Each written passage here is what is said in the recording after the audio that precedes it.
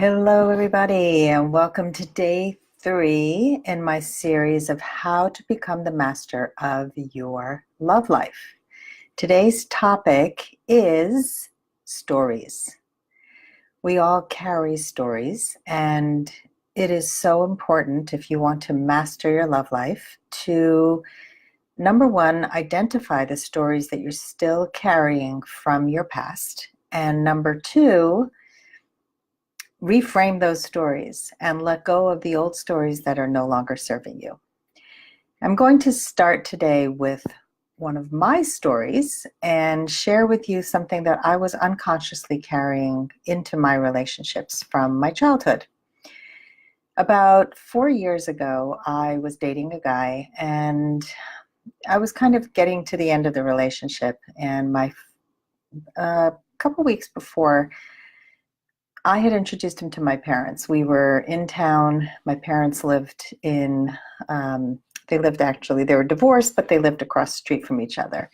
And so I was visiting my parents on the weekend, and so I brought him along and introduced him to my parents. It's something I had never done before, especially as an adult. But anyway, he had met my father and my mother, and maybe a week or so later, my father fell, had an injury, ended up in the hospital in tremendous pain. And just as we were about to move him to rehab, he suddenly died. I mean, it was like a shocking death. He was not young, he was in his 90s, but he seemed fine, and they were planning to move him. So the funeral plans were really, really quick, and I was in charge of making the plans and contacting everyone, and it was very, very hectic. So I sent out a group email to my friends, my family, anybody who was really important to me, including my boyfriend at the time. And he texted back, he's so sorry, do I want to talk? And at that point, I couldn't talk. We were trying to bring people in from different countries and get the whole funeral going by the next day, on top of all the emotions and everything else I was feeling. And so he texted me several times that day, and I had sent out that email because I was hoping that he'd come to the funeral, and he did not come. And I was really upset with him. Um, Later on, he called me that night after a full day of the funeral and sitting Shiva at my brother's house. And he said, "How are you? I'm thinking of you." And I said, "Where were you today?" And he said, "What do you mean?" And I said, "Well, you weren't at the funeral. You weren't at the Shiva." He said, "Well, I didn't think you wanted me there." And I said, "Well, I sent you that email." And he said, "Well, I thought it was just a group email and you didn't really want me." Now, his interpretation, to his credit, was fair because I hadn't introduced him to my kids yet. And he thought that by coming to the funeral, he would have to meet my kids. Now, we never discussed it. It would have been nice if he would have asked me if it was okay for him to come to the funeral or the Shiva. The point of not introducing my kids is that I don't let them get involved with any of the men I'm dating unless it becomes super serious.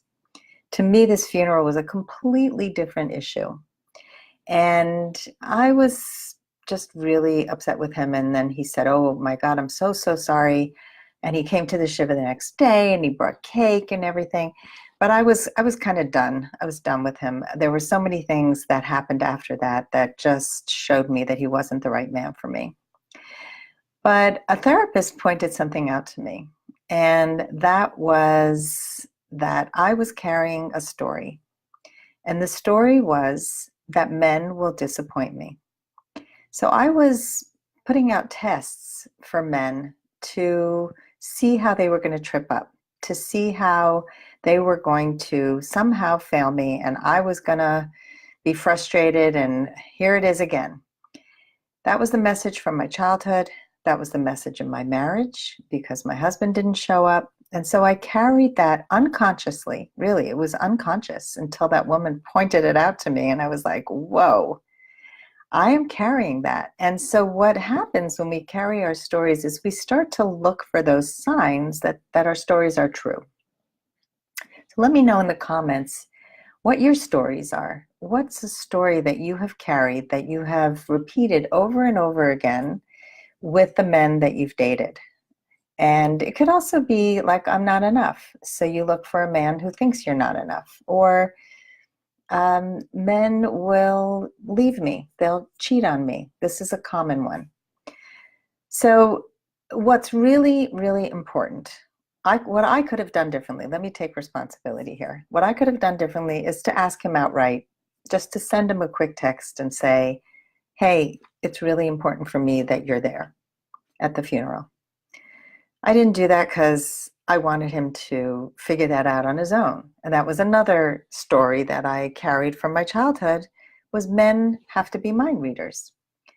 My mother was, always expecting everybody to read her mind. And so my father was a constant disappointment to her. And, we carry these stories. We just carry these stories. And so if we don't deal with them, we will repeat them over and over again.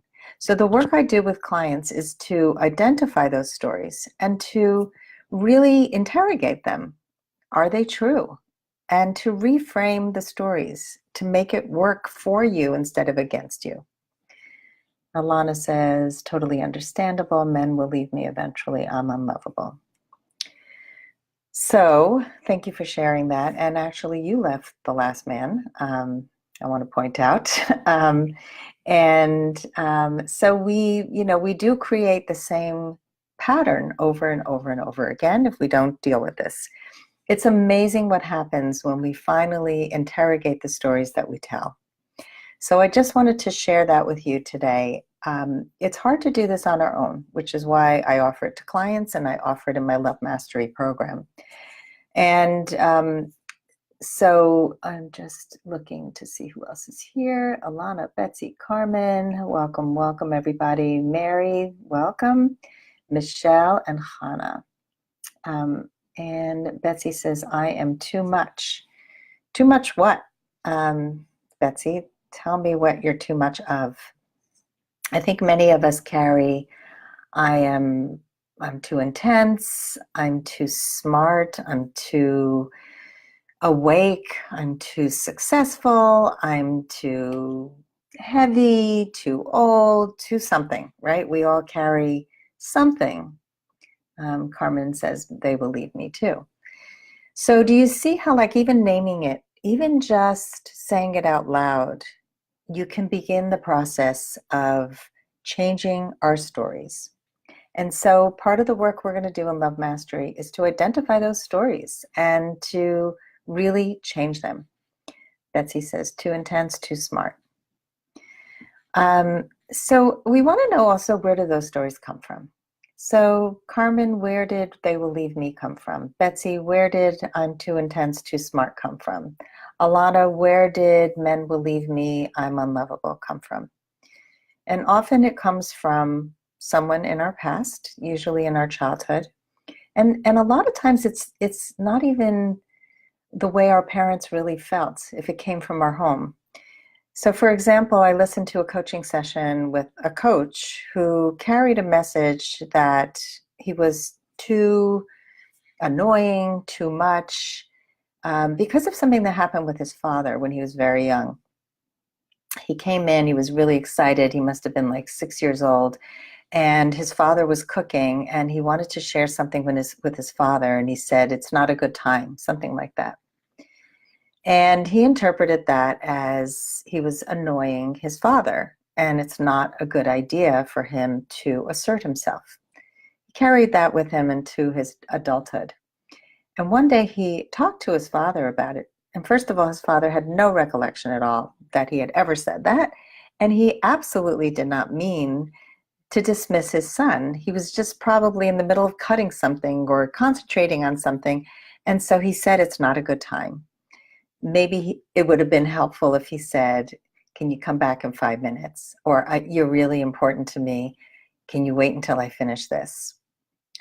So, we all are not perfect in our communication, and our kids, our people who are with or our partners can misinterpret and carry these stories forever until we stop. Carmen says, I don't feel that way anymore. Awesome. And Denise is here. Welcome. Childhood, of course, says Alana. And Alana says, it's our interpretation of events in our past, not necessarily reflective of the truth. Exactly. And here's the thing also, we're adults. The other day I heard someone say she was upset with her boyfriend for never waking up on time and always leaving her with the brunt of all the stuff. And she said, I'm not even mad at him.